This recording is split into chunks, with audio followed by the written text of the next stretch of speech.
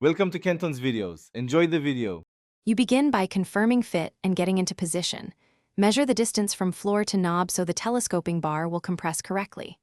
Once done, retract the rod slightly and orient the rubber foot toward the floor and the top catch toward the knob. That alignment prevents slipping. Make sure you are inside the door frame, press the rubber base against the floor, and set the top cup under the knob. This gives you the initial leverage to expand the bar safely. Next, you expand and secure the bar. Twist the telescoping tube or slide the adjustable section outward until you feel firm resistance against both floor and knob. Because tension is what holds the door closed, make sure the top cup stays centered under the knob while you tighten. Misalignment causes failure.